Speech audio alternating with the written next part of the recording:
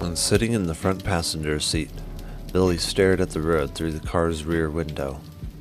Tailpipe coughed in a fitful spasms, blowing a train of miniature gray clouds into the long line of cars, slowly crawling behind. Their little yellow beetle looked like a head of a snaking segmented worm, with each tail contributing a set of 4 spinning legs. The now familiar Cadillac shot out from the line, roared ahead of a big SUV, and pushed back as an oncoming truck nearly plowed into it head-on. Billy strained to get a look at the driver, but the Cadillac still trailed too far behind. It lurched out once more, zoomed past 3 cars, careening around the serpentine slopes, and jerked back into line, again just in time to avoid a collision. Billy shuddered. This guy was nuts. He turned his eyes towards his mother. She had the gas pedal pressed to the floor, and her eyes darted between the windshield and rearview mirror. Billy slapped his hand on the dashboard. "Come on, you old bucket of bolts. Can't you go any faster?" When the Beetle neared the top of the last hill before town, it chugged, backfired, and finally crashed on the top. Once on the downhill slope, the car seemed to sigh as it coasted into the valley. Mom wiped her hand across her moist forehead, breathing easier while still glancing at the mirror. "Now we just have to get through town. It'll be crowded today." "Yeah," Billy replied, turning again to the rear. "The festival's tonight." He glanced at Bonnie. She sat low, scrunched down to keep her head below the rear window level. Her expression seemed determined, though her eyes gave away a hint of fear. Now on a long straightaway, several cars passed them, leaving only bare road between their little Volkswagen and the crazy Cadillac.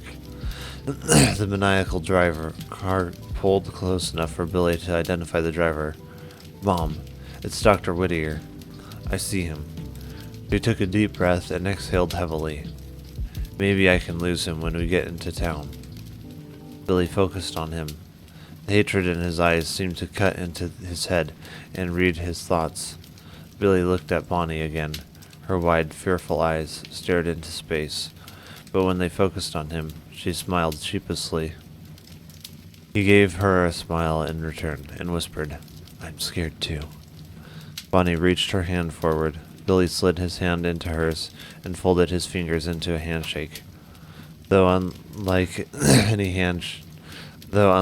handshake he had felt before, every pressure point brought a strange warmth that overwhelmed the chill in his hands. The sensation felt good, friendly, loving. Mom picked up the cell phone and extended it towards Billy. "We should be back in range now. Let's try your father again." Billy released Bonnie's hand, grabbed the phone, and punched in Dad's number. After a computerized voicemail greeting responded, Billy said, "Dad, it's me again. The Slayer's following us. We're trying to lose him, but I don't think we can do it in this rickety old car." "Billy, if he's not there, just hang up and call 911. Bonnie rose in her seat and leaned forward, giving her wings room. "No use hiding. He knows who we are." "Right. Good point." Billy terminated the call, punched in the emergency number, and waited. He scanned the familiar sights around the narrowing road and signaled their entry to Castlewood's downtown section. The small town normally had light traffic, but today a river of cars jammed the 2-lane stretch through the main drag. Trucks and vans carrying this setup crew for the fall festival hugged the curb and flooded the parking areas a few blocks further up the road. Various craft stands, harvest exhibits, and charity booths packed the sidewalks, and dozens of people milled around, putting the final touches on their displays. A mechanical female voice finally answered. 911, what is your emergency?" A police officer came into view, directing traffic a couple of blocks ahead." "Sorry, never mind." He pressed the end button and pointed ahead. "Look, a policeman." At the next intersection, the officer waved his gloved hand with robotic precision. Mom, pull up beside him and tell him what's going on. I can't, I have to stop. He's summoning everyone, and there are at least a dozen cars behind us and him. Then go into the other lane. She waved at the oncoming traffic. Can't. Cars are turning this way from this side street. Billy looked back. Whittier's Cadillac had stopped. The principal's evil glower carried a mix of unhealthy hatred and sadistic delight. Would he get out now and come to their car? Mom sighed. Why won't he let us through? All those cars have their headlights on, Bonnie said. Is it a funeral procession? Billy kept his stare riveted on Dr. Whittier. Probably. I'll bet they're coming from Samantha's funeral home. Mom wrung the steering wheel. I couldn't turn into the other lane even if I wanted to, and there's no way I could get up on the sidewalk with all those produce stands everywhere. Whoever died must have been a popular guy. Billy mentally measured the distance between the Volkswagen and Cadillac. Just a few feet. He's so close, he could just... Dr. Whittier swung his car door open and stepped out onto the street, a crowbar in hand. Bonnie grabbed the front seat. He's coming this way. Mom spun the steering wheel to the right and muttered, so I smash a few pumpkins. She stepped on the gas. The car lurched forward. The engine backfired with a loud pow, then choked before expiring in a dying gasp. All three held their breath, while Mom turned the ignition key. The starter sounded like rocks spinning in a tin can. The motor coughed and sputtered, but died away again. Dr. Whittier limped to the rear window and drew back his crowbar, ready to strike. Bonnie threw herself forward and covered her face with her hands. The crowbar crashed through the window, sending glass shards and pellets flying over her back and shoulders. Dr. Whittier threw the crowbar down, thrust an arm through the window's gaping hole, and clutched a fistful of Bonnie's hair. He jerked her upright and dragged her face up towards the window. Bonnie screamed and flailed her arms, trying to grab anything in reach. Billy lunged over the seat, latched onto her hand, and pulled, but it slipped. He flew back and banged his head on the dashboard. Mom spun and caught Bonnie's wrist. She held on with one hand while wrapping her other arm around Bonnie's waist. She too slipped and twisted her knee as her body recoiled. Dr. Whittier pulled ferociously. Bonnie's head extended outside, but her wings caught on the frames of the window too. Window too small to allow her to pass through. Neck vertebrae popped, hair ripped. She couldn't hold out much longer. With no way to reach past the wrestling bodies, Billy leaped out the door. As he dashed around the car, he shouted towards the police officer, "Help! Over here!" When he rounded the front car, a strange light struck his eyes, blinding him for a second. It seemed to come from Dr. Whittier. Billy halted and shielded his face, feeling confused and weak, as though something had drained his energy, even his thoughts. At the car, Bonnie's throat lay bare as she faced the sky. The window's frame, broken glass, sliced into her shoulders. Her terrified eyes turned toward Billy, and her gaping mouth formed a silent scream. If I can't get you out, Dr. Whittier growled, his bright eyes glowing yellow, I'll finish you off right here, demon witch. As he raised his hand, a knife in his grip snapped open, extending a long switchblade. Billy took a deep breath and held it. His feet couldn't move. They felt anchored to the street. He lunged forward, releasing a guttural explosive. No! An orange tongue of fire shot out and wrapped around Dr. Whittier's arm, engulfing his sleeve in flames. Still clutching the knife, he stumbled backwards, ripping out strands of Bonnie's hair, almost falling into the next lane of traffic. Billy thrust himself to Bonnie, cradled her head with one hand, and slid his arm behind her back to support the rest of her body. Gasping for breath, he lifted her off the glass while standing between her and Dr. Whittier. Dr. Whittier ran toward his car, beating the air with his arm. By the time he reached the door, the flame had died, and a torn, charred sleeve fell to the street. A wiry, gray-haired man leapt onto the Slayer's back, and wrapped his legs around his waist. A huge, burly man jumped from the pickup truck and charged Dr. Whittier from the front, reaching with ape-like arms.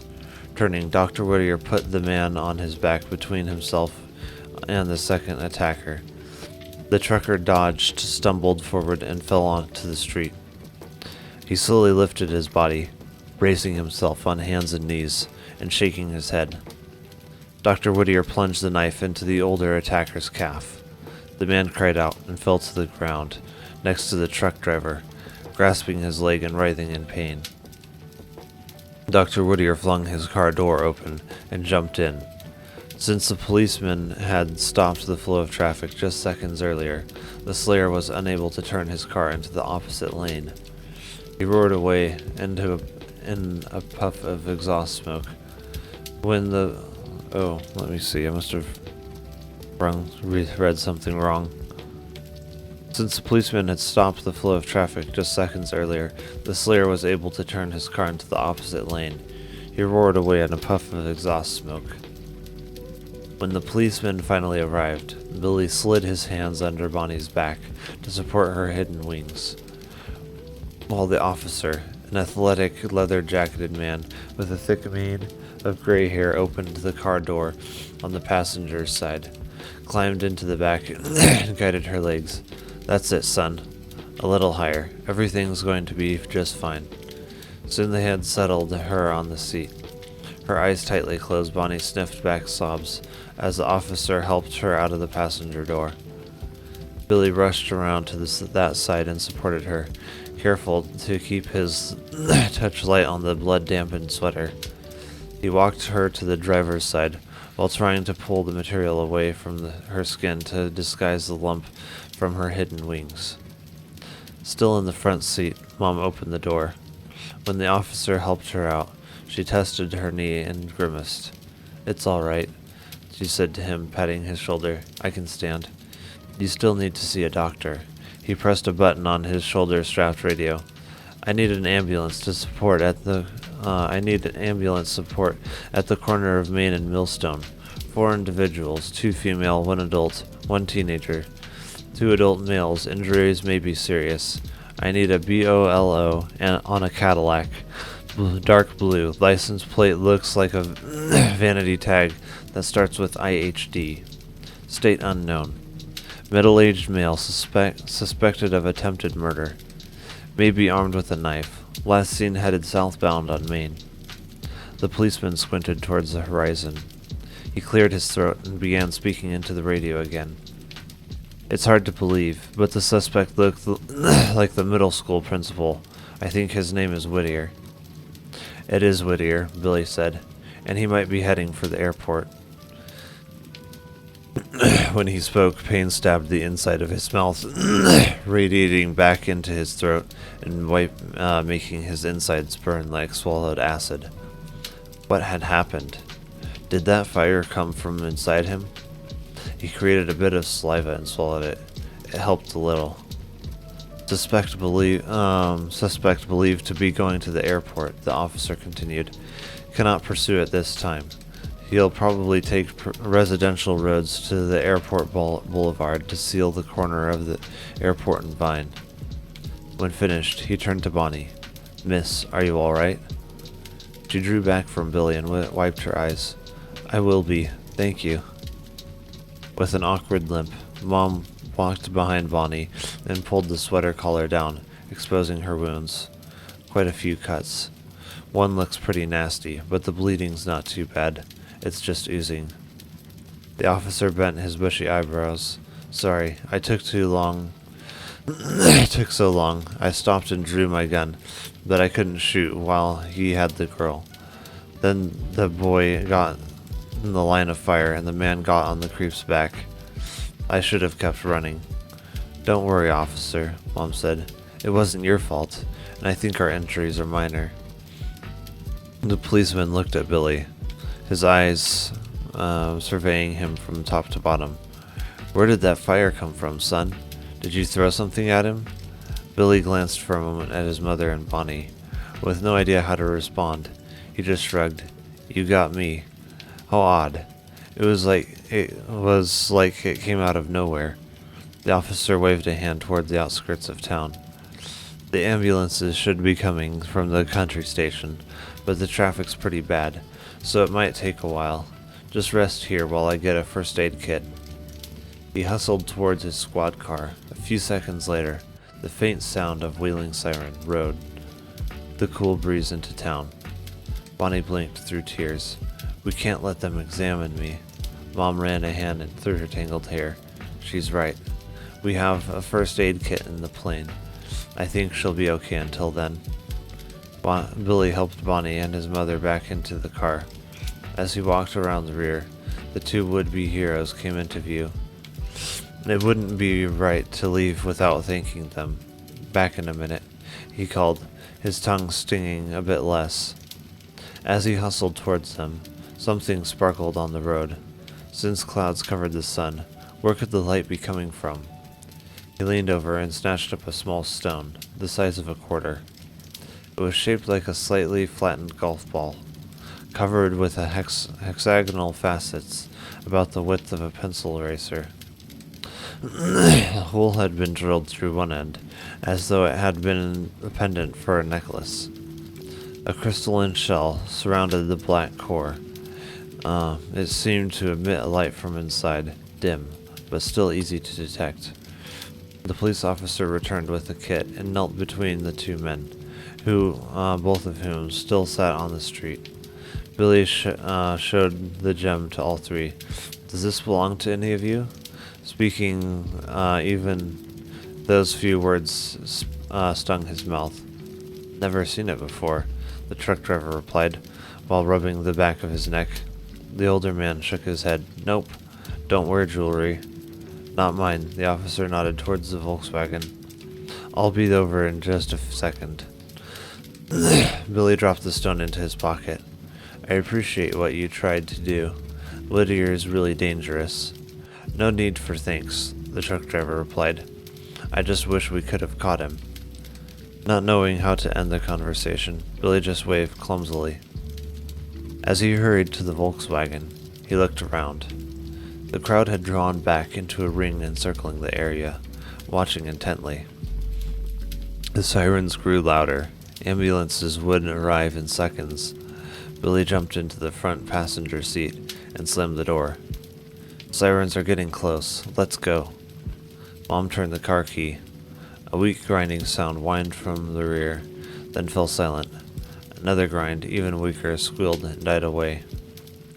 Billy looked out the back window. The truck driver ambled towards them. I think he's coming. Help's coming. The trucker opened the car's back hatch. After a few seconds, he slammed it closed. Try it now. Mom turned the key again. This time the engine chugged twice and rumbled to life. She waved to the driver as she pulled away, the street now clear. The officer had probably diverted traffic elsewhere. Billy, do you remember the airport's main number? Sure. Call and alert security there. Describe Whittier's car and ask them to put a guard on our Cessna. Will do. Billy took in a deep breath and let it out slowly. He looked back at Bonnie. She had curled to the side, resting her shoulder against the back seat with her eyes tightly shut. Seeing her in so much pain drove daggers through his heart. They had to stop that slayer before he could do more damage. After a quick scan, Billy found the cell phone on the floorboard. He snatched it up and punched in the number. I'll have them in a second, Mom. Let's hope we get through in time. Alright, that was chapter 9. Now we're on to chapter 10. Getting fairly far into the book, actually.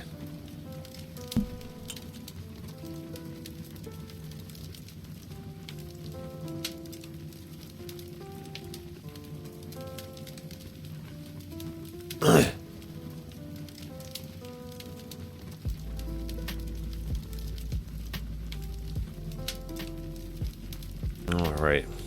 Hartana's Daughter. Chapter 10. When they arrived at the country airport, Billy scanned the access road and the parking lot for Whittier's Cadillac, but found no sign of it.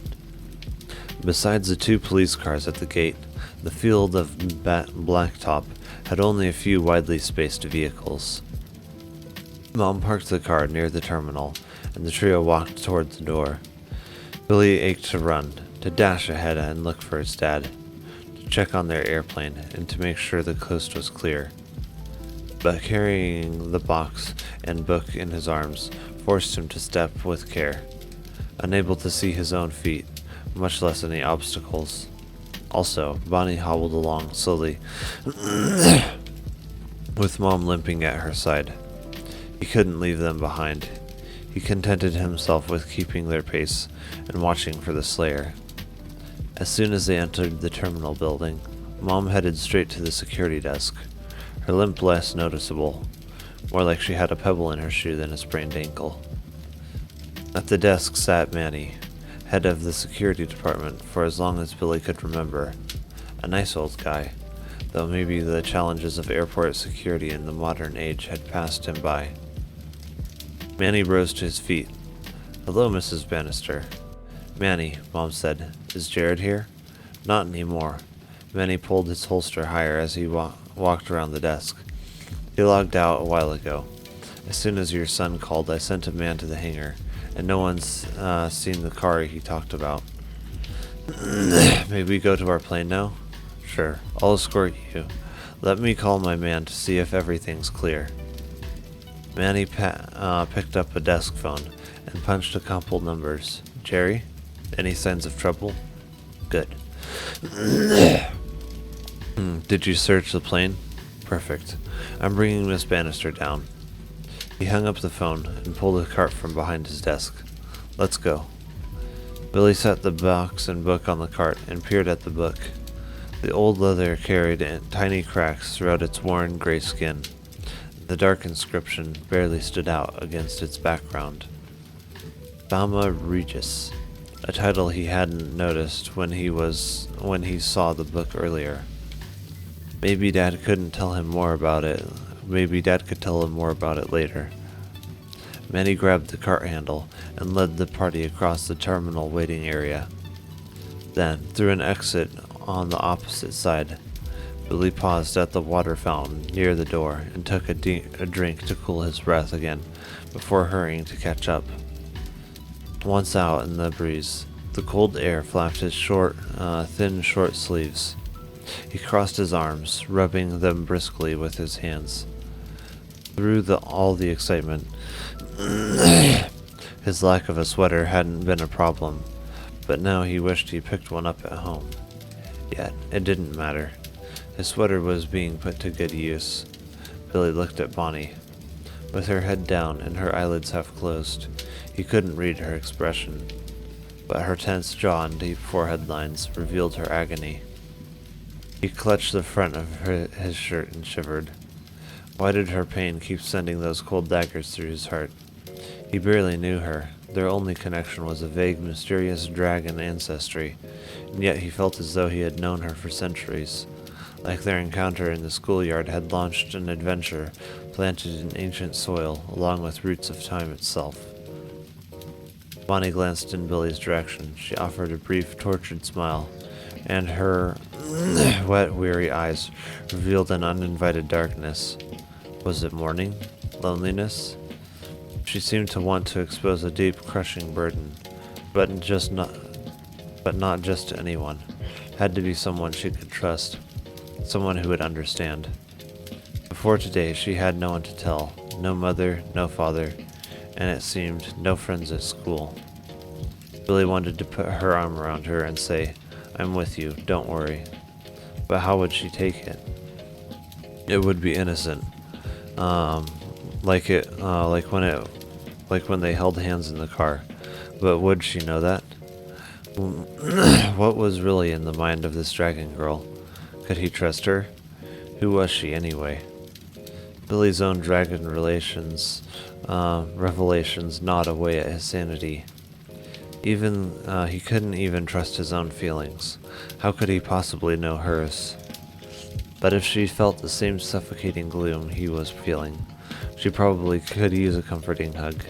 Then again, with all the cuts on her shoulders, she might not like to be hugged or even touched there.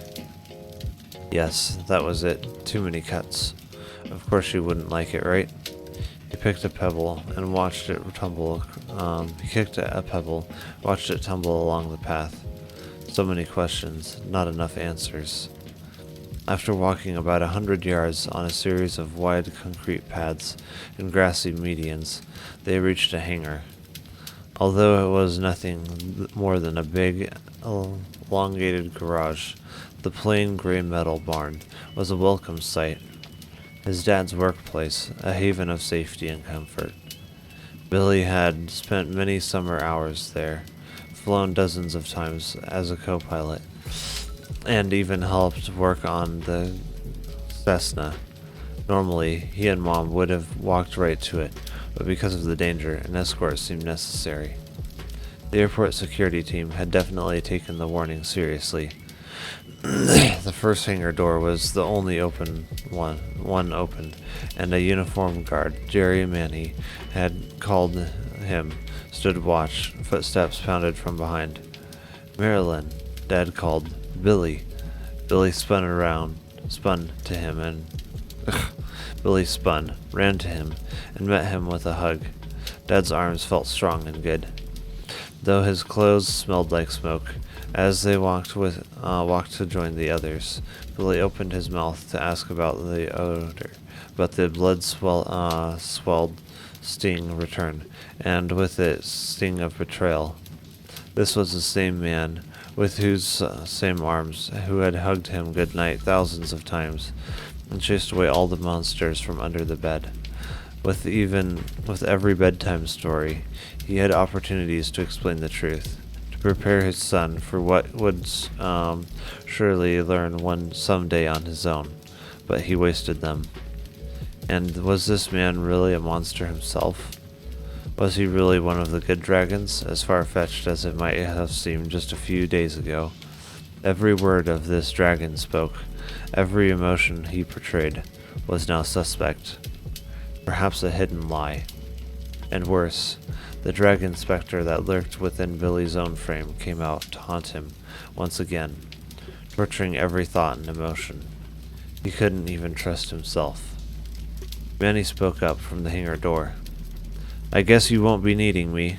He turned and walked slowly towards the terminal building, leaving the cart just outside the door, while Jerry walked toward another hangar. Mom and Dad held hands and kissed tenderly, a hint of passion hovering in their touch. When they drew apart, Mom sighed. You won't believe what we just went through. Tell me in a minute." Dad turned toward Bonnie. "You must be Bonnie." She managed a weak smile and looked at him curiously. Her hair flew in disarray, and dried tears painted trails on her cheeks, flushed cheeks, making her look less presentable than she probably would have liked. "How did you know?" "Walter told me. I saw him back at home." Billy leaned toward his father and spoke in a low tone. "Did Walter tell you about Dr. Whittier, that he's a dragon slayer?" "I figured that out." Dad's gaze lingered on Bonnie. He looked into her eyes, staring at her as if trying to read her mind. Her face reddening, Bonnie ran a hand through her messy hair, pulled a few stray wisps out of her face. "Is something wrong?" "Hartana," he whispered. "You must be Hartana's daughter." Bonnie's eyes widened. "You could tell by looking at me?"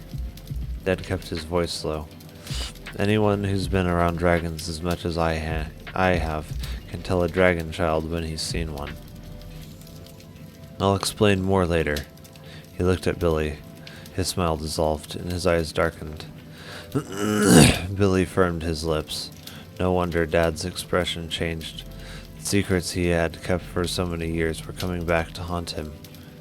He had exposed his family to danger. Dragon slayers still hunted, and still lurked in the shadows, ready to pounce on the unprepared. And Billy had been prepared, unaware of his peril. Both he and his father knew whose fault it was. Billy walked closer and forced himself to look into his father's eyes. "Why didn't you tell me sooner?" He laid an arm around Billy. "I have no excuses. I know that now." He guided him toward the hangar door, while the others followed. "Like I told Bonnie, I'll explain more. But first, let's fly out of here. If the Slayer gathers his forces, we don't want to be around. He probably knows about our plane, so he's sure to try and get to it." When Dad pulled away and reached for the cart, his arm left a sooty smear on Billy's shirt. Mom touched Dad's scorched sleeve. "Your shirt's burned. What happened?" He picked at the torn, dangling shreds that covered his reddened skin. "It's not too bad, just a few superficial burns. The Slayer's goons torched our house." She covered her mouth. "Torched our house? Don't worry. We've got insurance, but most importantly, we're all safe." Dad pushed the cart through the hangar door and gestured for the others to follow. When everyone had gathered inside the cavernous room, he picked up the book from the cart. "You brought Fama Regis in our emergency box, so all our photo albums and papers are here." "But what about our other keepsakes?" Mom asked. "What about our memories?" "Everything else is just stuff. It can be replaced, even memories. We'll make new ones. We'll rebuild." Mom sniffed and held Dad's hand. "That's not as easy as it sounds." "You're right. It's not easy. But we still have our business." He gestured toward an airplane that sat a few steps away. "We still have Merlin."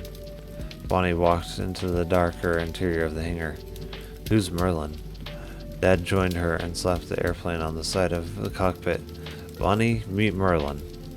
Bonnie folded her arms across her chest, pain still apparent in her wrinkled forehead, as she strolled around the nose of the plane. "He's a handsome one, all right." Holding the book under his arm, Dad opened the plane's door and pulled out the air stair. "Even though we don't have to worry about Dr. Whittier, or whatever he's calling himself, we should get going. We won't be able to battle. He won't be able to battle me alone. It'll take him some time to prepare." Dad climbed into the plane, and the others followed, Billy trailing. He walked carefully up the stairs, once again lugging the family box. With every step, a strange feeling grew, like someone was watching from a hidden corner. The hairs on his neck stood on end, and his stomach burned. When he reached the top, he looked back. There was no sign of Dr. Whittier or anyone else. He took a deep breath and tried to ignore the feeling. Everything seemed in order. Dad slipped into the pilot's seat, keeping the book on his side. After depositing the box in the cargo area, Billy took the co-pilot's seat. Bonnie sat behind Billy in one of the two seat benches that lined the right side of the plane. Mom slid into a single seat across the aisle, first aid kit in her lap. She popped it open and began rummaging through it. Merlin's motor chugged, then purred, sounding like a pride of satisfied lions. Seconds later, the plane taxied off the hangar. Dad angled his head toward the passengers. "Bonnie, are you afraid of flying?" "No, not at all," she replied with a smile. Billy laughed. "Yep, I can believe that." "What's so funny?"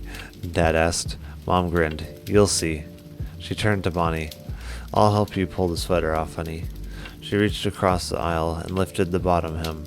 The combination of dried sweat and blood made the process sticky and painful.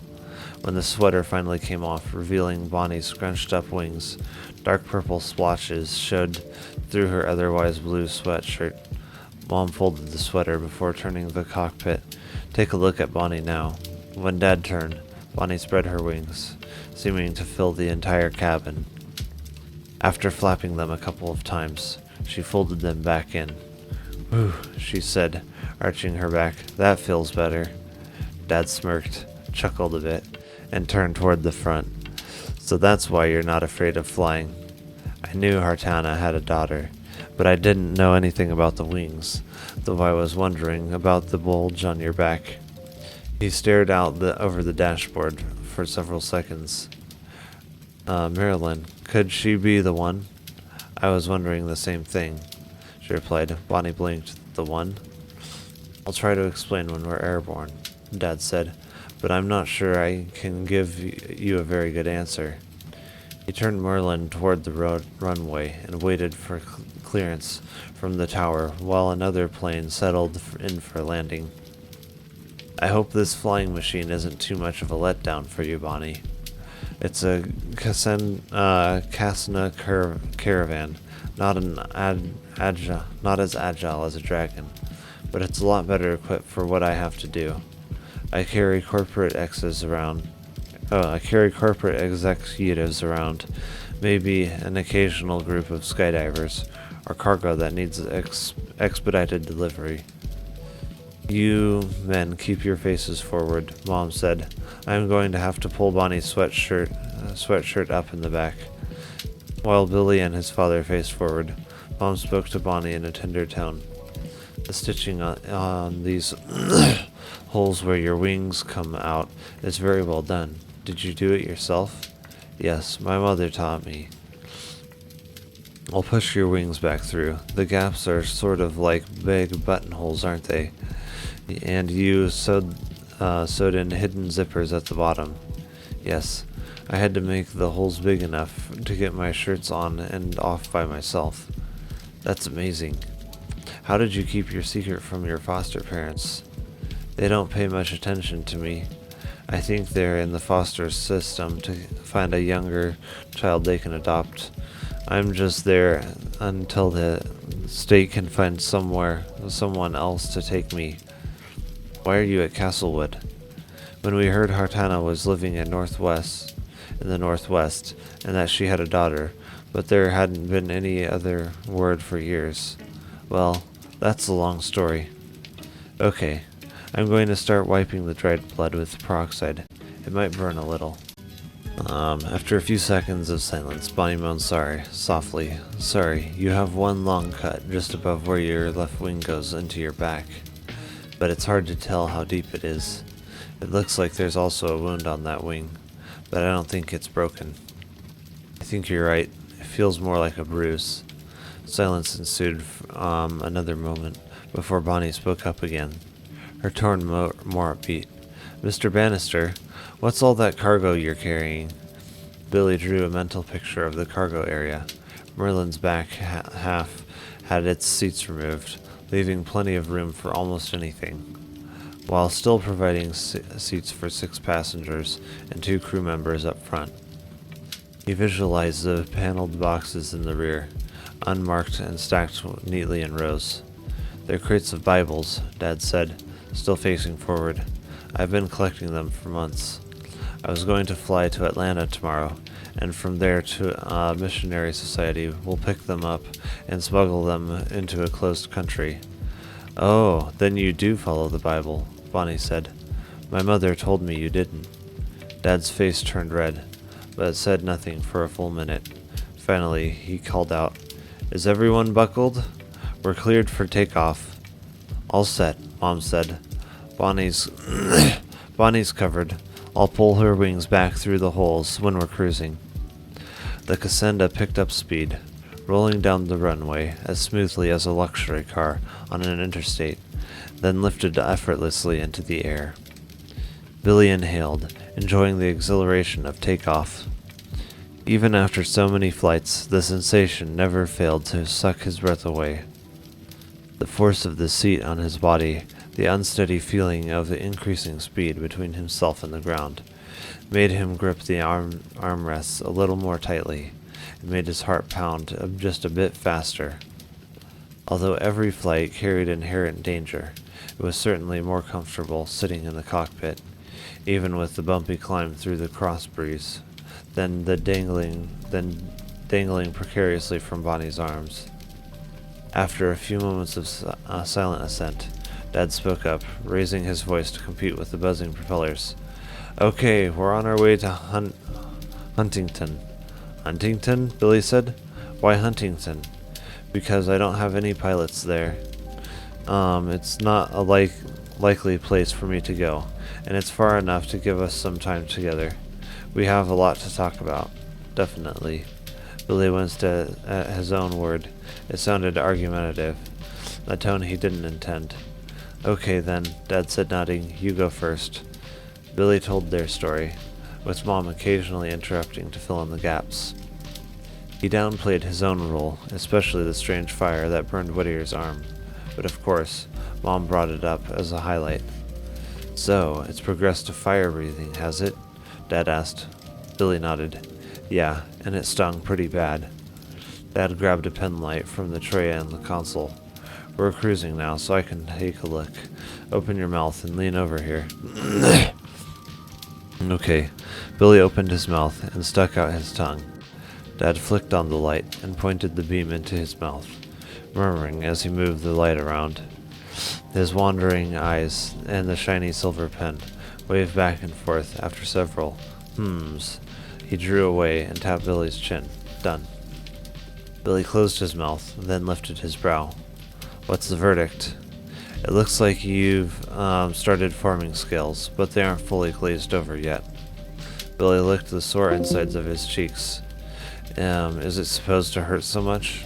Dad tossed the light to the console and glanced at Mom as she helped Bonnie's wings through their holes. That's hard to say, he said. I don't have any experience rearing human dragon children, but in the old days, when the young dragons started breathing fire for the first time, they jumped up and down, yelping like a chihuahua with a hot foot. He leaned back in his seat and sighed. It was a long time ago, but I think it was the same for me. Billy massaged his stomach. How can I know when the fire's coming? I mean, I didn't plan it, it just came out. It's because you were upset. When I was a dragon, I couldn't help spitting fire if I ever got really mad or scared. Trying to hide an emerging shudder, Billy laughed under his breath. When you were a dragon? That sounds so weird, especially after all these years. Dad inhaled deeply. All these years? He repeated with a sad sort of smile. Then he nodded at Billy. You're right. Your few years are everything to you, but they seemed like only a few short days to me. I should have known better than to keep the truth from you for so long. I didn't realize you'd be exposed to danger.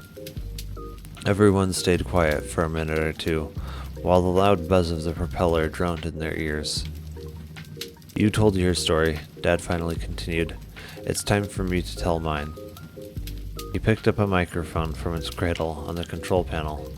The engine's kind of noisy, so this will be a good time to test the new PA system.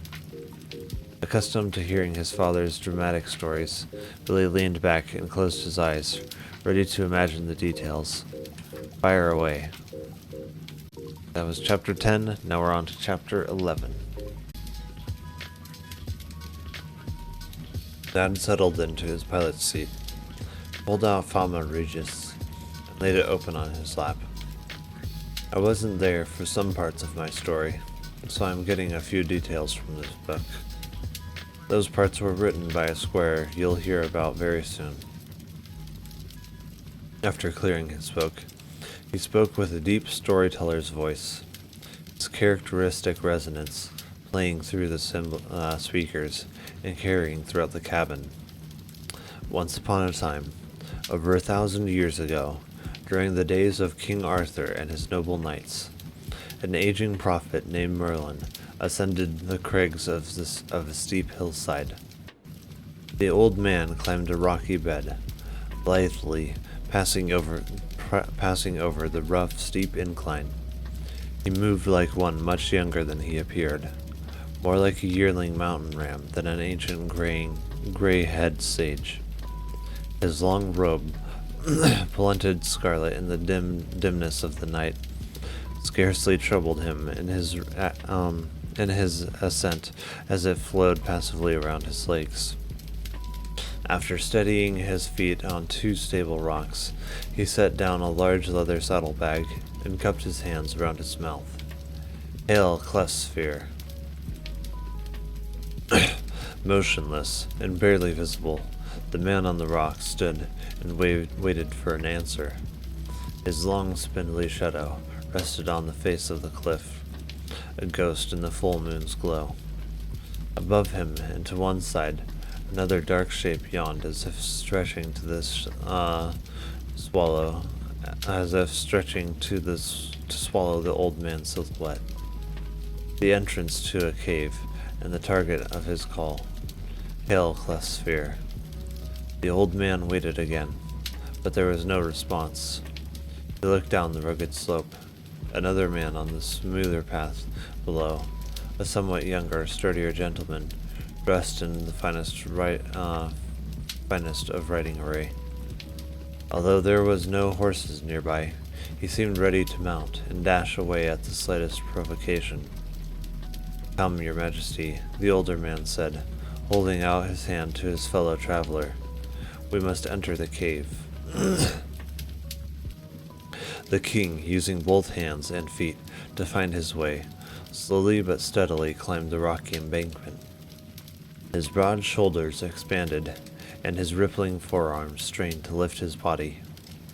As soon as he approached the old man's level, he grasped the outstretched hand and pulled himself the rest of the way up. "Master Merlin," the king said, "your strength amazes me." "I have climbed many hills in my time," Merlin replied. The king wiped his hands on his trousers and bowed in reverence, his gray-streaked golden hair falling forward and covering his ears. "I have always respected your courage, Master Merlin, and I vowed to trust you tonight no matter what befalls us, but I did not expect to walk into the mouth of death. I can hear the monsters breathing from here. You must continue to trust me. Come. The path is easier just ahead." Merlin hoisted his bag and continued the climb for more than a few yards before stopping again. Within seconds, the king joined them, and the two proceeded on ground level, Merlin again leading the way. After passing a few bare, stunted trees, the travelers faced the entrance of the cave. A breeze came from within. Then, seconds later, it reversed as the cave drew air past their bodies, swallowing fresh air deep into the darkness. "The cave breathes," the king said, his mustache twitching, "but I smell no rotting flesh." "Nor will you." Merlin cupped his hands once again and called into the cave. "Hail, cleft sphere! It is I, Merlin, prophet of the Most High. With me is his majesty, King Arthur." Again they waited, but received no response. Merlin turned toward the king. "He must be in regeneracy." "Regeneracy?"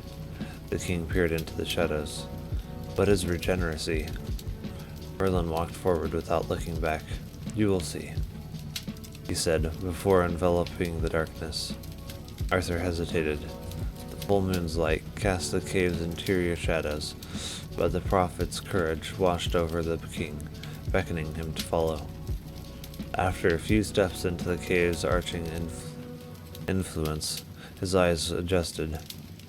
Merlin waited well inside. "We must hurry. The others will be assembling very soon." "The others?" The king quickened his pace, able to see well now. A strange light from deeper in the cave illuminated the path, dimly at first, but ever more brightly as he proceeded. When Arthur caught up to Merlin, the two passed together through a large archway into a brightly lit interior chamber. At the center, the source of the light took shape. A huge cone of swirling luminescence that pointed toward the ceiling's cave, its circular base resting a few inches from the rocky floor.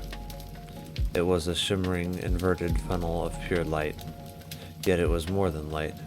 It seemed to have substance, as if you could scoop a portion with your hands and carry it home in a saddlebag.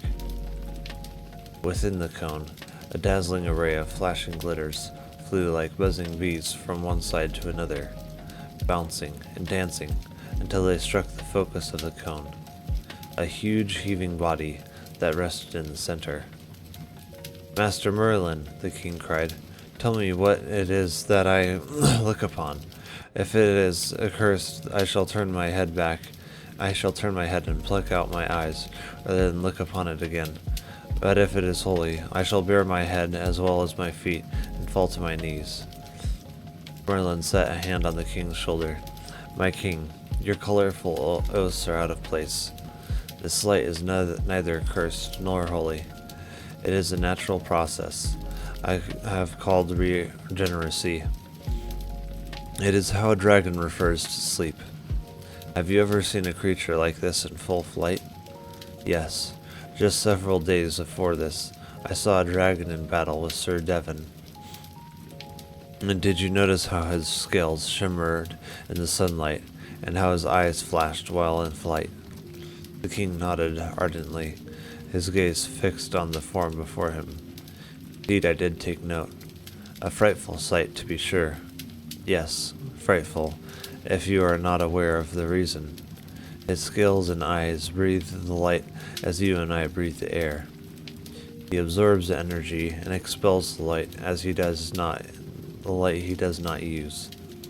If a dragon were subjected to darkness for a long period of time, he would be overcome by weakness.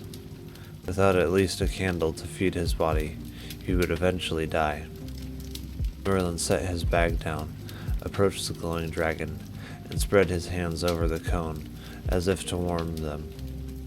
At night, he rests on a bed of silver and gold, and the unused power he collects during the day flows into his bed. The energy grows into a shroud of luminescence around the body, and he reabsorbs the light as it passes over his scales. Merlin pointed toward the base of the dragon's bed, then moved his finger around as if stirring. Intermixed in the precious metal pieces are polished gems. They reflect the light, making it rebound within the shroud, so that more of the light strikes his body. Because the gems have excited this light, it returns to him in a more usable form. Emboldened by the prophet's familiarity, the king took a step closer. You say that he is asleep? The dragon's heavy, rumbling breaths made the king stop once again. He instinctively placed his hand on the hilt of his sword. Yes, he is asleep. Merlin joined Arthur and grasped his wrist. You have nothing to fear, good king. Arthur returned the grasp, but kept watching the dragon. You say he is sleeping, but it appears that his eyes are open. Merlin returned his gaze to the dragon. They are open. His eyes are the gateway to his mind. Though through his scales he gains physical power, through his eyes he gains both physical and mental prowess. They too must absorb the light. Will he awaken? This I cannot predict. I do not yet understand the process completely, but the light eventually fades, then the dragon awakes. Is he vulnerable to attack while he sleeps? I do not know. I believe that we are only humans ever to see a dragon in this state. Many have come upon dragons in their lairs, but a dragon can sense danger and always awaken. Since I am his friend, and you have come as his new ally, Castlewood senses none. But I must awaken him now. Merlin unfastened a string from around his neck, and used it to pull a strangely shaped object from beneath his vest. A pendant stone, dangling at one end of the string, small enough for his fingers to fully envelop. This is a candlestone, a kind of anti-prism. You see, a normal prism bends light and splits the colors. This stone does the opposite. It arrests the fractured light and straightens it. The light passes into it as excited energy and passes out as simple light beams. If I place it at the base of Castlewood's shroud, it will interrupt the circuit and disperse its shield. Arthur gazed at the stone in awe. It is no wonder you are called a wizard, Master Merlin. I have understood none of your words, yet I am enchanted by your explanation. A magic stone like that could make you very powerful. I am not a wizard, your majesty, and there is nothing magical about the stone. It simply uses reverse refraction to interrupt a dragon's photorespiration, and therefore his energy flow. It can absorb light, and with it the life force from his body. Energy and life force, I understand. Then it could be used as a weapon against dragons? Most definitely. I wear it around my neck for defense against the evil fallen dragons. I believe I am the only one who knows how to use it, but after today, it will matter no more. Merlin placed the stone on the ground and slid it towards the base of the shroud. Instantly, the dancing light radiated towards the candlestone, and its brilliant, steady beam poured forth from its opposite side. The shroud vanished, but the candlestone kept glowing, giving light to the chamber. After a few seconds, the sleeping dragon stirred. With a great stretch and a mighty yawn, Castlewood rose and sat on his haunches, his enormous tail acting as a balance behind him. With his yawn came a belch of smoke, mixed with flying sparks. The king drew back, again placing his hand on his sword. When Castlewood spied his two visitors, his deep gravelly voice erupted and echoed in the cave. Master Merlin, I have been expecting you, but I did not expect to see the sovereign. Castlewood attempted a formal bow, and nearly fell on his face, but with a flap of his wings, he righted himself quickly. Master Merlin, would you be so kind to remove that accursed stone from my sight before I become violently ill? Merlin placed the candlestone and covered it with both hands. Are you sure the stone made you lose your balance, or are you still overcome by sleep? I assure you that my eyes are clear. I recognize the king, did I not? Now please, pick the wicked jewel up under... put that wicked jewel under a pile of rocks by the far wall. Covering it with your hands merely blunts its evil effects. Merlin walked to the cave's edge, guided by a dim flickering light on the wall. He found a flat rock and placed the candlestone underneath. With a great snuff from Castlewood's nostrils, a stream of flame erupted and flew at an iron stand on the wall, igniting a rag-top torch. Now we have a better light. He looked again at Arthur and bowed his head. Your Majesty, welcome to my humble abode. King Arthur bowed in return, much more gracefully than did the dragon, but his voice betrayed a slight tremble. I am honored to meet you, great dragon. Castlewood turned to the prophet. Master Merlin, am I to understand that your presence here signals the coming transformation? Yes, Castlewood, Merlin said, as he returned from hiding the candlestone. How many are assembling? I'm not sure. The Slayers have been successful in their quests, so very few, I'm afraid. Partena is gathering the dragons who still honor the code. Castlewood let out a long, sparks-filled sigh. The corrupted ones have been our downfall, Merlin. As you prophesied, a fallen dragon is the most detestable beast on earth, and the book chooses them well to symbolize the father of lies. And who can know, Merlin added, whether corruption hides in the hearts of the remnant? Partena is wise, but she cannot always detect the seeds of darkness that spread evil shadows within. Indeed, Castlewood closed his eyes briefly before opening them again and nodding toward Arthur. And the king? What is his role? We will need his help after the deed is done. I can trust no other. Castlewood stared at the king long and hard. I know of his deeds, but I do not know his heart. King Arthur strode forward and stood directly in front of the dragon. How else can a man's heart be known, or even a dragon's, if not by his deeds? To me, you look very much like the dragon that murdered my brother and sister right outside the very walls of Camelot, the beast that Sir Devon slew only last week. Against my earlier judgments, I was persuaded by the wise prophet to come to your lair in order to help the race that left me bereft of my beloved siblings. He has recounted your many great deeds, deeds that have been explained away by your enemies as mere selfish desire for treasure. Yet I now know that you accept the gifts of the wealthy after you do your mighty works. How well I also know of the appearance of these treasures in the homes of the poor, benefiting widows and orphans who have good food on their tables and warm clothes on their backs. Your deeds have set you apart from the others, Clefsphere, and I have come to grant Merlin's request and aid you in your time of need. Clefsphere bowed once again, this time with more agility. Well spoken, wise king. I suspect that Merlin has explained why I must keep some of my treasure for myself.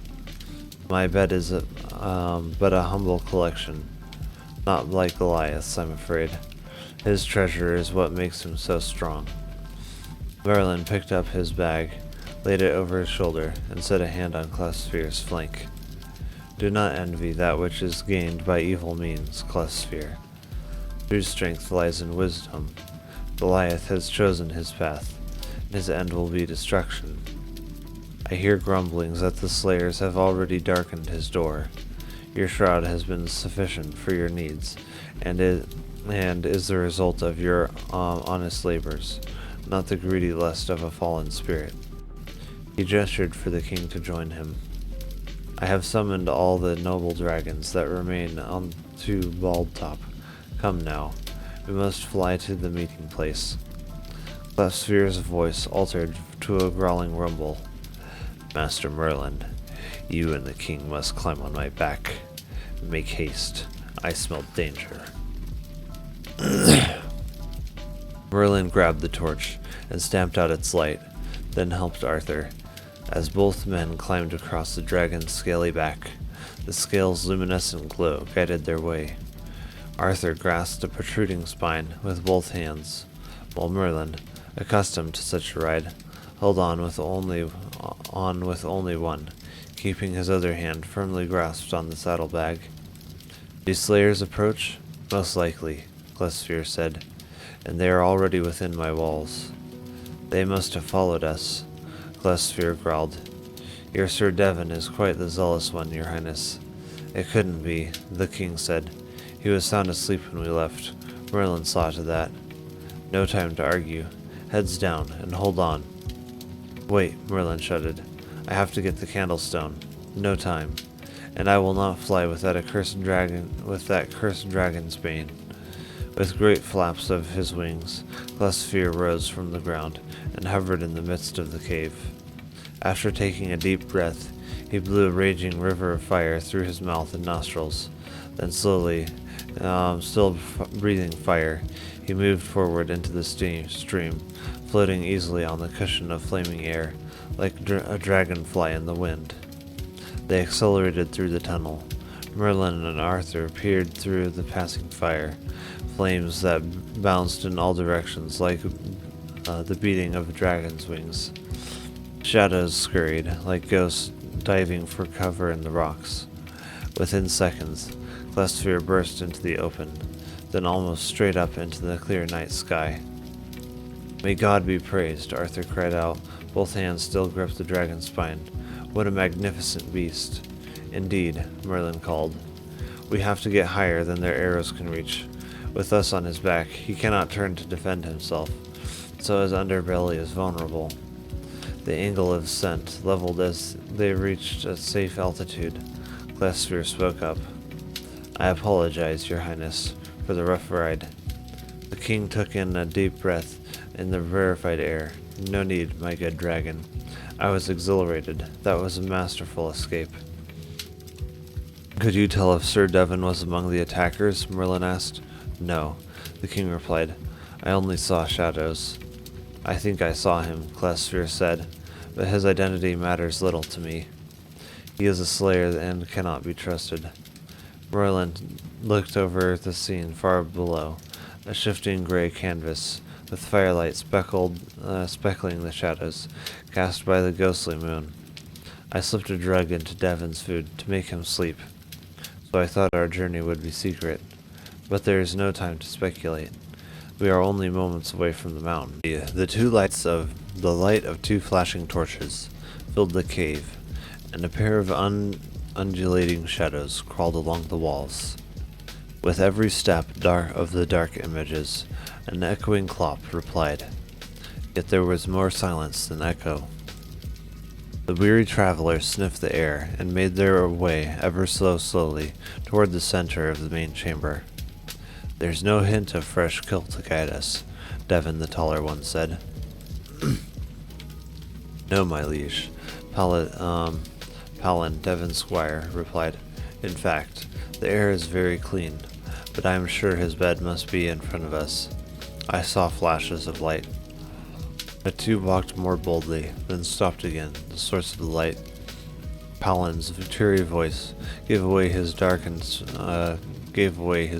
smile. "Sir Devon, not all is lost. We have the treasure.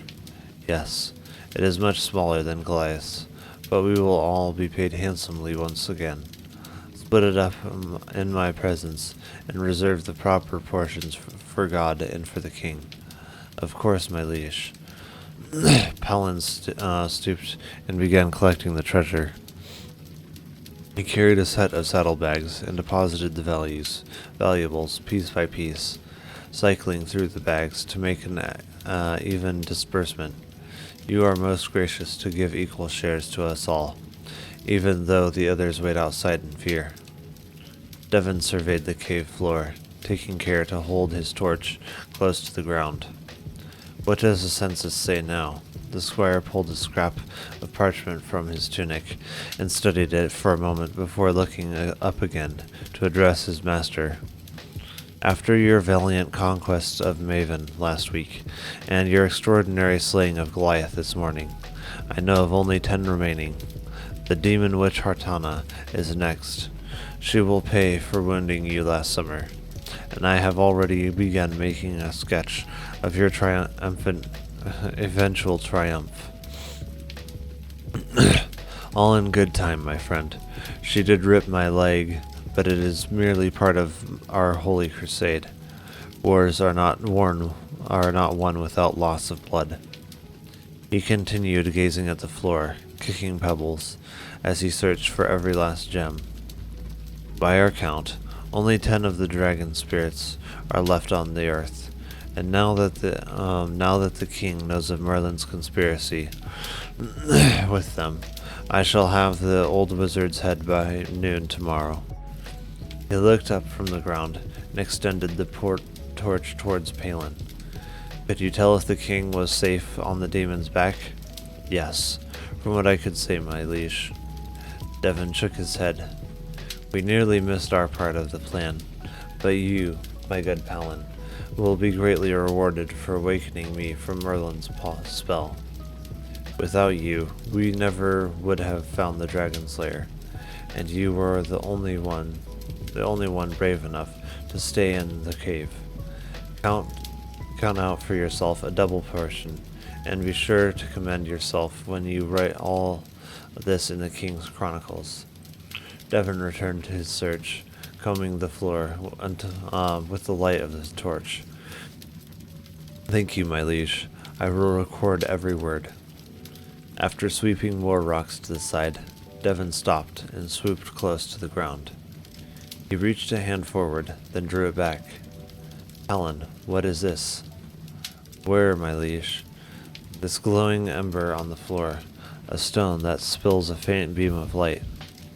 "Shall I collect it for you, my lord?" "I am not a coward, Palin." Devon pinched the stone and lifted it. As the two men huddled and studied its peculiar shape, light around them began growing dim. "Our torches are going out," Palin said. "No, the flame lives. Only the light dies. It is drawn to the stone." Devon closed his hand over the gem. Instantly, the light from the flames scattered throughout the cave again. "I have heard legends about such a stone, but why would it be in a dragon's lair?" A strange silhouette crossed the night skyscape. A dragon, not so unusual in this period of time, but the two riders atop its back, it was a most unusual sight indeed. As is true with many of nature's most curious events, no human had the pleasure of beholding this one. And only a pod of dragons at Bald Top's summit were in the area, and they seemed to pay no attention to them. If you've seen one flying dragon, you've seen them all. Your Majesty, Merlin called, prepare to dismount. Shall I just slide off the tail? Arthur asked. Yes, it is the safest and fastest way. Remember, find the clearing, watch the proceedings from the woods. The dragons will not sense you because you pose no danger. I know most of them, but until all is complete, it is best you stay in the hiding. Agreed. He's hovering over a clear spot. Go. The king slid across Castlewood's hind portions, taking care to avoid the spiny middle ridge. After 3 huffing pushes, he dropped and safely planted his feet on the soft turf. Castlewood's beating wings created a gusting breeze, and Arthur leaned forward to keep his balance, slapped the dragon's flank to signal the safety. The great dragon rose again over the tree-filled mountain and toward the nearby clearing. The grassy field at Bald Top was a perfect circle and made an ideal secret meeting place. As the highest hill in the region, no other land vantage point offered a view over the treetops surrounding it. Wanting to stay out of sight, Arthur watched from the edge of the woods. The full moon shone brightly upon the open field and illuminated the shimmering dragons, allowing Arthur to see the whole council and become only the second human ever to witness a meeting of the Council of Dragons. He pointed at each dragon one by one. Let's see. That's 8, 9, 10, 11, and Clefsphere makes 12. Goliath isn't here, so that's 2 more than the count Sir Devon has given me. Although the dragons bore similar features, 3 of them differed from the other 9 in color and size. Arthur guessed that these were gender differences, so, knowing Clefsphere, he was able to distinguish the sexes. The smaller females displayed a lighter tone, more of an orange and beige mixture in contrast with the reddish-brown of the males. Since one of the females stepped forward to address their visitor, it seemed that the males were not dominant, at least not in council meeting. Master Merlin, the dragon said, all are present, as you requested. Thank you, Hartana. You have been a great help, and all are in agreement? Yes. We have discussed the final preparations, and we are ready for the transformation. Merlin dismounted and threw his bag to the ground, while Clefsphere joined the other dragons. Hartana's head turned as her gaze followed his progress. Clefsphere, I have not interviewed you personally, she said. I assume Master Merlin has prepared you. Clefsphere bowed his head. Yes, Hartana. Diving into the human condition is an adventure that none of us covets, but we dragons do what we must do. Well said, Clefsphere. Merlin reached into a robe pocket, then patted himself, as if searching for something. What troubles you, Master Merlin? Hartana asked. I just remembered that I had to leave the candlestone behind. He smiled at the she-dragon. It is of no consequence. It should not affect you after the transformation. Let us begin. From his deep pocket, he pulled out a skin flask and placed it in the middle of the semicircle of dragons. Then, standing in front of the solemn assembly, he addressed the council. The flask contains only wine, but those who drink it in faith will receive what God promised. After all let's see, all who have their hearts prepared will be transformed, and when the fullness of the time has come, you will be restored to your original state. The slayers will eventually die out. Once they believe the dragons to be extinct, they will no longer train to battle your kind, and the poisoned hunger for dragon killing will cease to exist. When you return, there will be no fallen dragons to make the people fear you again. Artana stepped forward. Then let us proceed. I volunteer to go first. No one will change until all have tasted. Otherwise, faith would be made sight before its time. Merlin picked up the wineskin and lifted it towards the sky. Heavenly Father, King of the universe, bless this wine. Fill it now with the seed of Adam, so that these will bear his likeness, both in his glory and in his shame. They understand the benefits of your presence will depart from them as they share in the human curse.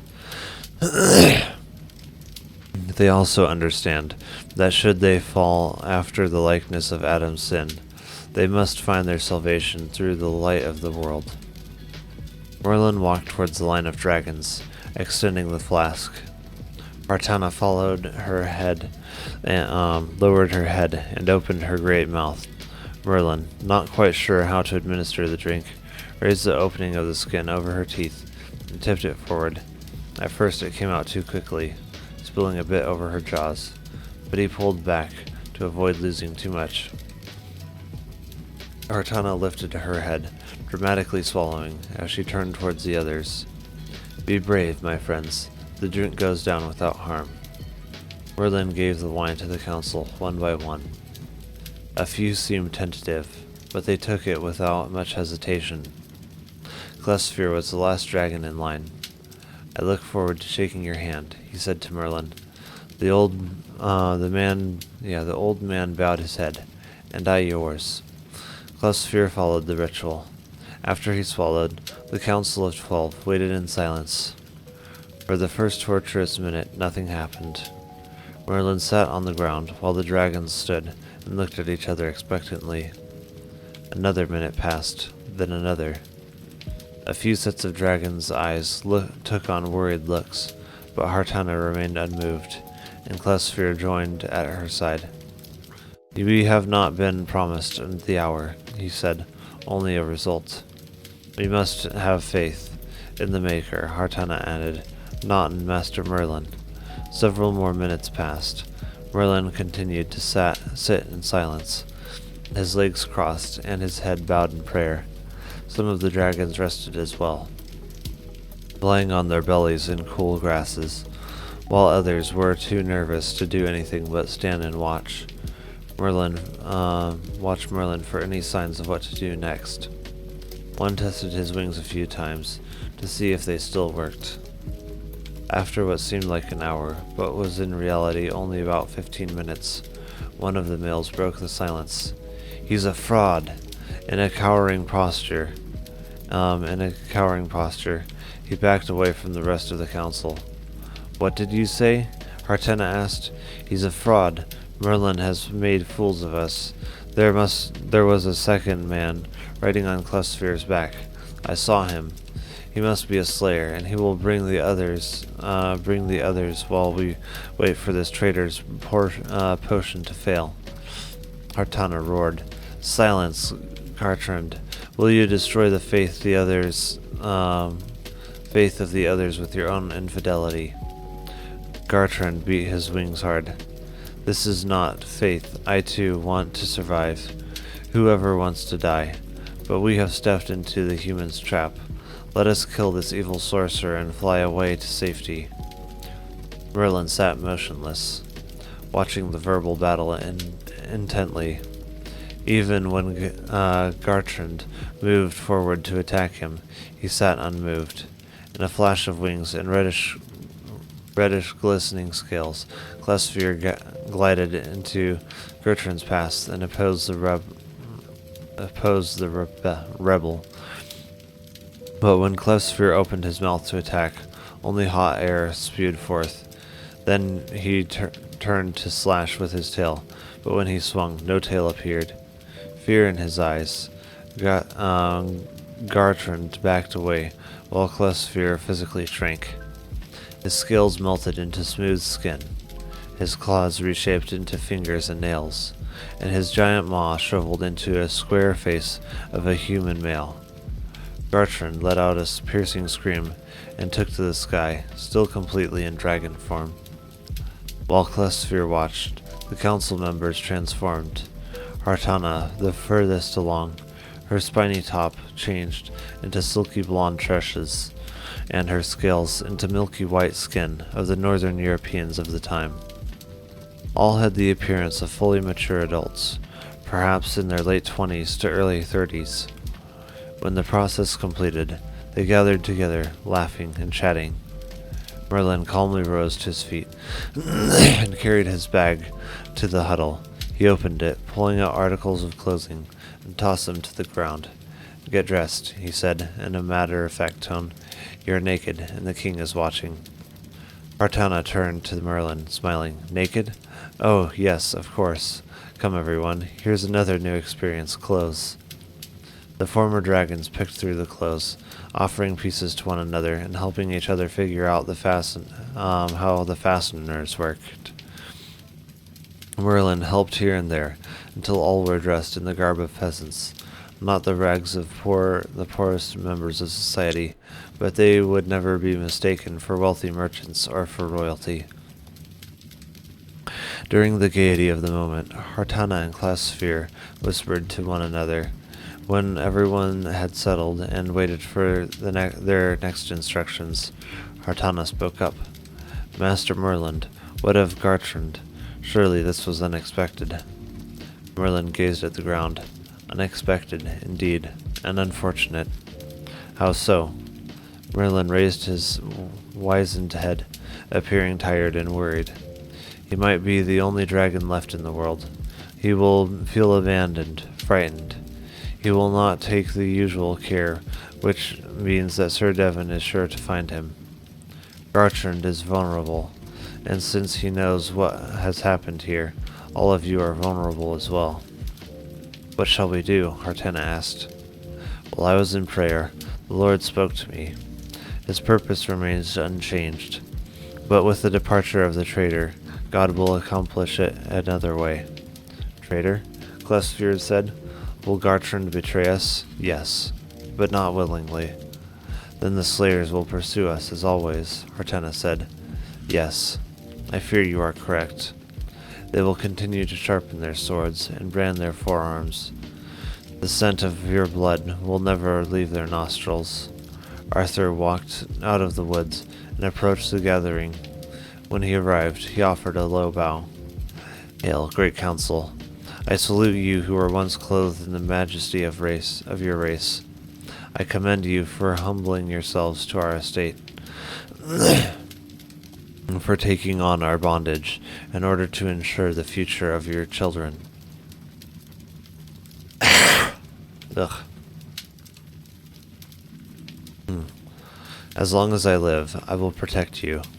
I cannot take the Slayer's thirst for your blood out of his soul, but I can deprive him of the means to pursue his quest. And though the Slayers will likely live on through their descendants, I shall be your guardian for as long as I live."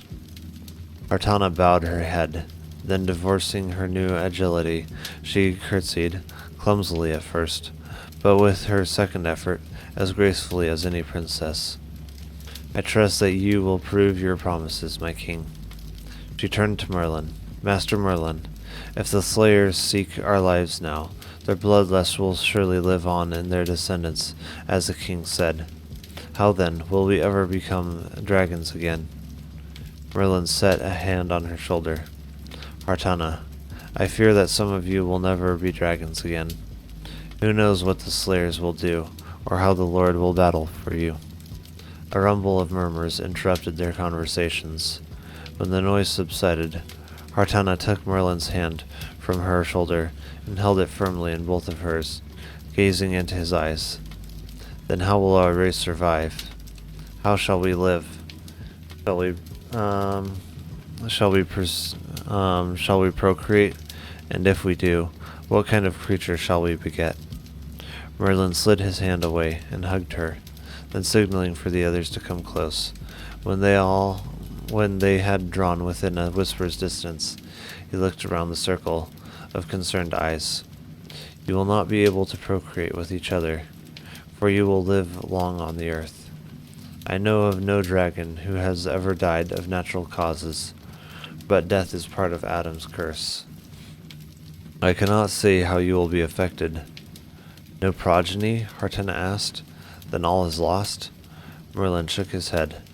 A strange passion filled his eyes as he lifted his hands to the sky. No, Hartana, all is not lost. Listen to the new word I have received from the Lord. When hybrid meets the fallen seed, the virgin seedling flies. An orphaned waif shall call to me when blossom meets the skies. The child of doubt will find his rest and meet his virgin bride. A dragon shorn will live again, rejecting Eden's pride. A slayer comes, and with his host he fights the last of thee. But faith alone shall win the war, the test of those set free. A king shall rise of Arthur's mold, the prophet's book in hand. He takes the sword from mountain stone to rescue captive bands. When Merlin finished, he bowed his head. During the utterance, the former dragons moved away from him, his words having a fearful effect. Now they waited in silence, pondering the odd prophecy. After a minute or two, Hartana gave her voice to what others were wondering. What does it mean, Master Merlin? Merlin sighed and picked up his nearly empty bag. I cannot say, dear lady. I simply do not know. He slung the bag over his back, then dropped it before walking before the woods. Come, it is a long way to Camelot. Now we must go on foot. No need to carry more than we must. Speak, Gartrand, you foul lizard, and I will let you live. Let me make sure. Yep, we're at the correct spot. Describe the humans for me. The fully armored knight stood, holding his shield with one hand and his sword with the other, the point pressed against the dragon's underbelly. Draped over the shield, in the dragon's view, lay a chain with glowing candlestone as its pendant.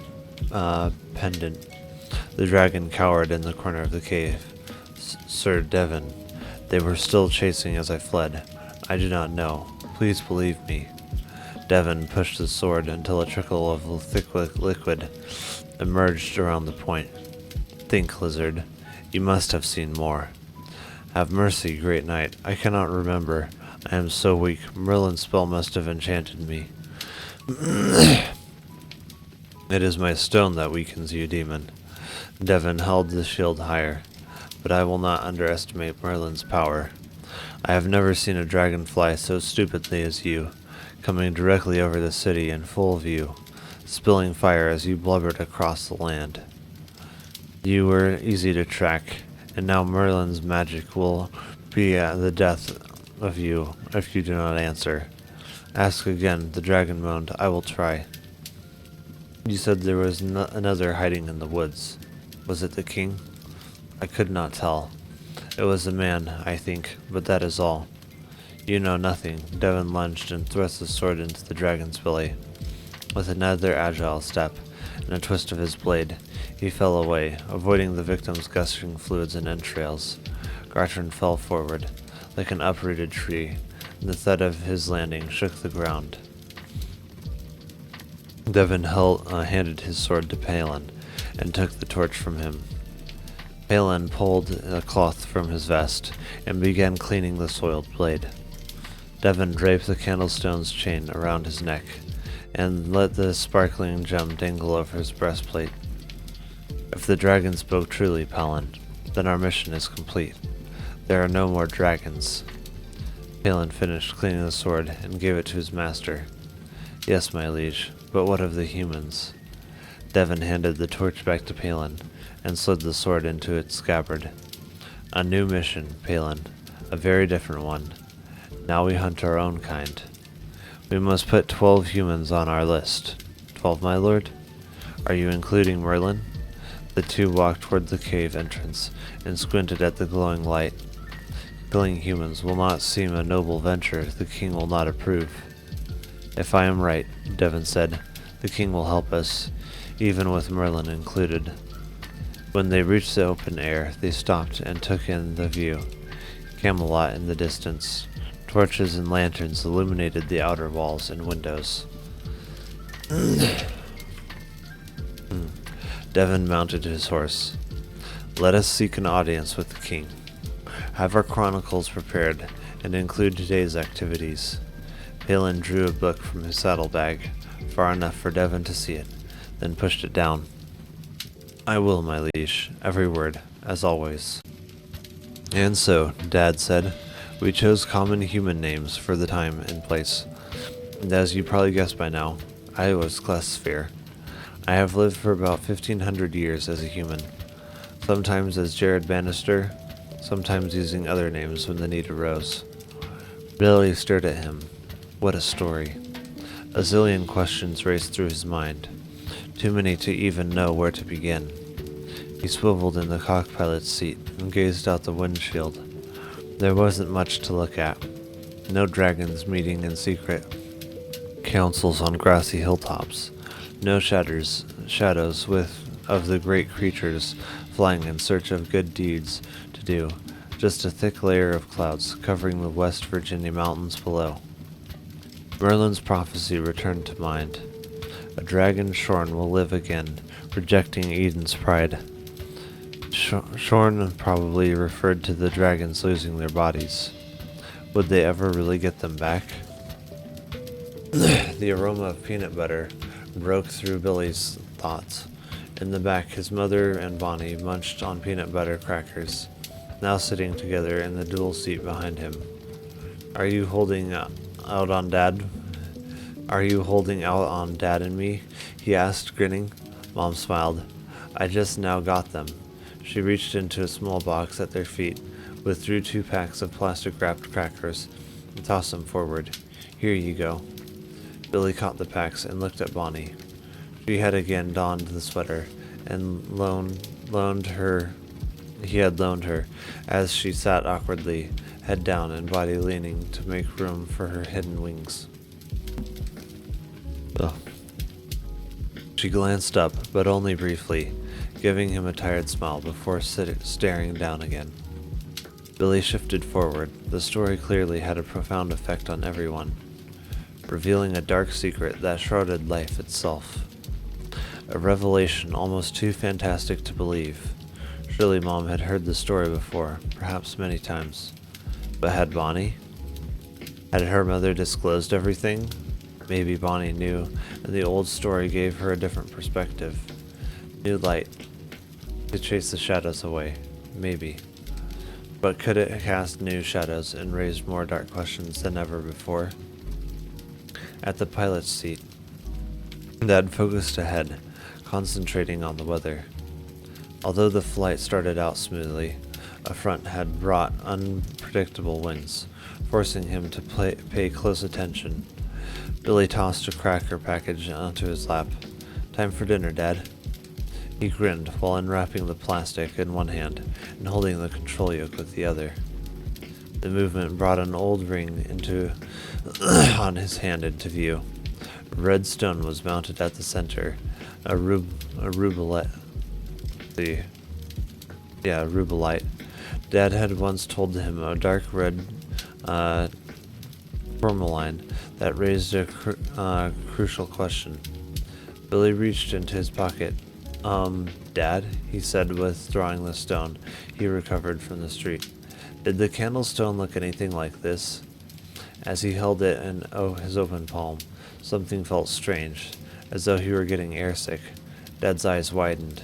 With a finger, he touched the stone, rolling it back and forth, then picked it up and held it close to his eyes. There was a time when holding this stone would have sent me into convulsions. I remember when he blinked. Wait a minute, where did you get this? From the street. I think Dr. Whittier dropped it. Nausea boiled in Billy's stomach. Something was wrong. Worse than air sickness. I feel terrible, really. Dad pulled the stone back and clenched it in his vest. Is that better? The nausea settled. Billy breathed a sigh and set a hand on his stomach. Yeah, a little. But now I have this really weird feeling. What's it like? Billy looked at the instrument panel, reading the gauges and looking for a warning light. Like something else is wrong. I felt it when we got in the plane, and I feel it again now. Dad uncovered the stone, this time keeping it well away from Billy. He passed it slowly in front of his eyes, and ran fingers along the smooth edges of each facet. There's no doubt about it, he said with a low, trembling voice. This was Merlin's very own candlestone, passed down from Sir Devon himself, I would guess. He slipped the stone into his pocket and turned to Billy again. His brow raised and his lips thinned out. That means you, Dr. Whittier. That means your Dr. Whittier is likely a direct descendant of the worst of all the dragon slayers, Sir Devon the Dragon's Bane. A rough voice came from the back. You could say that, Clesphere, but I would say the best of all the slayers. A human stepped forward from the cargo area into the aisle, bent over to avoid the cabin's low ceiling, his face unmistakable. Billy gulped. Dr. Whittier. The dragon slayer stopped and aimed a handgun at Dad, his arm extended. I didn't have time to get my prophetic host together, Dragon, but I would wager a hefty sum that a well-placed bullet would kill you now. Mom screamed, Jared, get down! She pulled Bonnie to the floor, then reached to try and push Billy's head lower. He scrunched down, but peered over the seat to watch. Dr. Whittier fired the gun. The bullet whizzed by Billy's head and clanked to the instrument panel. Dad raised his hand and yelled, Stop! What do you want? That was just a warning shot, the slayer growled, aiming the gun at Billy. Give me the candlestone, and I won't shoot your kid. I'll just jump and be on my way. He motioned his head toward a parachute on his back. I was a paratrooper in the war. I'm sure I can do it again. Dad rose and nodded toward the dashboard. Billy took the cue and grabbed the co-pilot's steering yoke. Dad stepped toward the slayer, leaning forward to avoid bumping his head. It's me you want. Leave them alone. The slayer shifted the gun toward Dad. Indeed, you are the one of the fallen spirits, but your son is equally condemned. Haven't you explained that to him? Or did you tell him your sweet fairy tale about the existence of good dragons? Did that bedtime story make him feel better about being a mongrel? Dad glanced toward Billy as the slayer continued. Give the stone, and you'll be the only one I shoot. Why do you want the stone so badly? It doesn't affect me anymore. The slayer's cheeks flushed red, and a throbbing blood vessel rose near his temple, drawing a crooked blue line across the side of his forehead. You're testing my patience, Clesphere. I could have killed you right after we took off. I decided to bide my time and listen in on your conversation. One of you holds the candlestone, and I learned for certain that you're the last true dragon. Now it's all the mongrel puppies your kind has whelped that I have to worry about. He extended an open palm. Like I said, give me the stone, and you will be the only one I shoot. If you really believe the prophecy, you should take my offer. Dad pulled the stone from his pocket. With cautious steps, he walked down the aisle, holding the light-bending gem. The slayer backed away. Wait. He motioned towards Bonnie with his gun. Give it to the witch. Bonnie, who had been sitting huddled in the gap between the co-pilot's seat, rose with a defiant glare and held out her hand for the stone. When Dad gave it to her, she glanced at it briefly before closing her fist around it. As she faced the slayer, her stance seemed to weaken, her legs unsteady.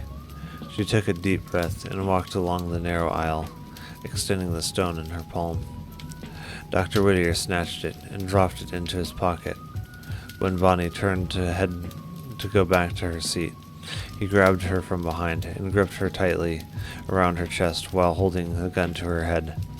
Both she and the Slayer scrunched over, her head and wings tight squeezed between their bodies. She let out a grunt but didn't struggle. "Now, open the door," the Slayer said. Dad turned toward Billy. "Can you hold Merlin while I open the door? It'll get bumpy."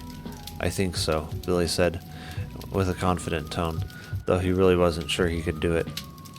Jerking Merlin with a sudden tilt might give his father an advantage, but it might also make the Slayer angry enough to shoot everyone. Dad stepped around the Slayer and threw open the door. A stiff, frigid breeze blasted into the rear of the plane. Merlin bounced angrily. Billy held the co-pilot's yoke and kept glancing toward the rear. Mom had risen from her couch, silent fear in her eyes as she stared at him, her expression desperate. The Slayer fired toward the front of the plane. Billy threw himself to the side. A bullet hit the windshield, drilling a precise hole through the glass and sending crooked streaks in every direction. He fired 2 more bullets into the instrument panel. Metal bent, and plastic gauges shattered. A 4th gunshot sent a bullet through the carpet and under the floor. As soon as the gun fell silent, Billy jerked upright in his seat and tried to hold the buckling plane in check. In spite of his efforts, Merlin yawed and kept leaning more and more towards the left, while slowly losing altitude. "Dad," Billy yelled, "I can't correct." A cloud of gray smoke erupted from the left side panel while he struggled to maintain control. "We're gonna crash." When Dad took a step toward the front of the plane, the Slayer barked, "Halt, foul dragon." Dad pivoted towards him. The Slayer aimed the gun directly at Dad's chest. "This bullet's for you, Clesphere. The 12th of the council finally meets his end." The gun sounded again. The bullet smashed into Dad, slamming him against the cabin wall. "Dad! Jared!" Neither Billy nor his mom dared move. "I must be going now," the Slayer said, while bracing the plane's slow, spiraling turn. "Of course, I'll have to take the witch with me. She could just jump and fly away. We can't have that happen." He dragged Bonnie to the open door. After leaning over to look below, he hoisted Bonnie off her feet and jumped. Without a sound, they disappeared into the open sky. Mom leaped from her seat, scrambled to Dad's side, and set a hand on his heaving chest. Her voice trembled, each word barely escaping in tightening squeaks. How bad is it?" He opened his eyes halfway and breathed out a tortured reply. "Very." She ripped open his shirt and grimaced at the wound. Billy grabbed the radio headset, squeaked to the talk button, and shouted into it, "Emergency! If anyone can hear me, plane in trouble. Pilot shot and can't operate. We're losing altitude and I can't do anything with the controls." He released the button and listened, but only static emanated from the speaker. He slapped the headset back in place and moaned. The bullets must have killed it. He stared at the radio, his heart pounding, as he sucked in shallow breaths. "Come on, radio, work. What's your position?" Came a faint, scratchy reply. Billy snatched the headset again and squeezed the button, his throat pinching. I'm not sure. We're flying. We're heading for Huntington, coming from Castlewood. We had over 100 miles to go." Billy's throat pressure eased, and his voice settled. "We're in Kasena Kasarasi caravan. 2 adults, 1 teenager. The shooter is Dr. Whittier, the principal from Castlewood." He jumped with a parachute and carried another teenager with him. "Her name is Bonnie Silver." Billy waited for a reply, but only static came through. He looked at Dad. Mom crouched over his quivering frame, pressing a towel on the wound. Blood oozed through the material and over his fingers. Billy's throat tightened again. He squeezed his eyes closed, fighting the tears. His father, his dad, lay mortally wounded. The tears trickled down. There was no way to stop them. Mom rocked her body and nodded her head in rhythm with her sobs and the plane's bounces. "Jared, I don't know what to do. Help me," he whispered, his voice gurgling. "Parachute behind seat. You and Billy." She scanned the cabin. "Billy, check behind Dad's seat. Is there a parachute?" Billy lunged to the to the pilot's seat and found the chute lodged under it. "It's here," he said, trying to choke back a sob. Mom's tone calmed. "Bring it to me." With a quick tug, Billy dislodged the chute and carried it to her. "Do you know how it goes on?" she asked. Billy separated the straps. With his heart racing, he stumbled through his words. "I have seen Dad's jumpers put them on. Here." She released the pressure on Dad's chest, while Billy slid the pack over her shoulders and tightened the straps. "It's just an emergency chute," he said. "There's no backup. It'll have to do. Do you know what to pull?" Her calm demeanor helped him speak more easily. "Yeah, we'll have to hold each other, but I'll be able to reach the cord." Mom leaned over and set her palm on Dad's cheek. He whispered, "No time for goodbyes. I can't die yet. The prophecy must be fulfilled." Mom's tears splashed onto his chest, mingling with the spreading blood that had painted his shirt crimson. She kissed him, her trembling lips managing only a weak peck on his deathly pallid cheek. Billy helped her to her feet, and they crossed a few steps to the open door. The wind buffeted their faces and dried their streaming tears. They grasped each other, her arms squeezing tightly around his back. He held the ripcord with one hand, while wrapping his free arm around her shoulder. He tried to stop trembling, but even his mother's tight embrace did little to calm his shakes. Everything he had ever known was falling apart, and too quickly to take it all in. Mom whispered into his ear, "Don't be afraid, Billy. We can do this." He answered with a tighter squeeze and laid his head on her shoulder, careful to avoid breathing on her neck. He looked back at his father and forced out, "Goodbye, Dad. I love you." There was no answer. Dad's tall frame lay deathly still. After briefly looking at the slowly spinning cloud bank, they jumped. "Let me go!" Bonnie screamed, although the rushing wind drowned out her cry. Her struggling arms and kicking feet relayed the message. The Slayer shouted, "I should have known you'd be strong." He held her tightly from behind, his arms wrapped around hers. The parachute had opened, and they passed through the gray cloud blanket, allowing a view of dense treetops drawing closer. The shifting wind made their eventual landing point impossible to predict. With each heavy gust, the wind jerked the chute, dragging Bonnie and the Slayer at random angles, forcing the Slayer to reposition his arms to keep Bonnie in check. After struggling once more, Bonnie exhaled and rested to gather her strength for the next shift. Seconds later, a strong gust hit the chute and threw it to the side. She thrust her elbows into the Slayer's ribs and bit his hand. With a two-legged kick and an elbow thrust, she broke free from his grasp and plummeted. She tried to flap her wings, but something was wrong. Her wings were stuck. The sweater! She reached down and yanked at the hem, trying to rip it over her wings in the back. From below, the trees raced towards her. The stinging air brought tears streaming back toward her temples. In a few seconds, her body would be dashed against the branches. She pulled at the sweater and snatched it over her head. Then, after two quick tugs, each arm broke free. Unable to reach her back, she flapped her wings ferociously, hoping to throw the sweater off. The trees closed in.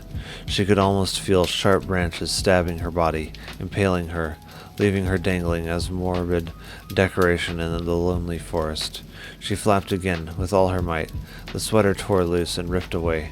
She beat her wings against the rushing air, her downward plunge leveled into an angled dive. A splash of color rushed at her face. Branches scraped her legs, snagging and pulling her jeans, as her failing wings threshed her body nearly horizontally across the tops of the deadly spikes. A stream of twigs and leaves flashed past, scratching her face. With a pain-filled gasp, she pulled through another desperate flap and caught a gust of wind that shifted her just above the treetops. Pain stabbed the top of her left wing near her back. The wing's outer half collapsed, spinning to her side. She spied a narrow gap in the trees and lunged for it. After brushing against a protruding branch with her injured wing, she flew into the gap above a rain-water trench in the mountain slope. Bonnie spread her wings again to slow her descent and hoped for the best. Barely missing a few more protruding limbs, she zigzagged downward on the ever-shifting cushion of air. Finally, she crash-landed into the trench, tumbled headlong, and planted face first in a dense floor of decaying leaves.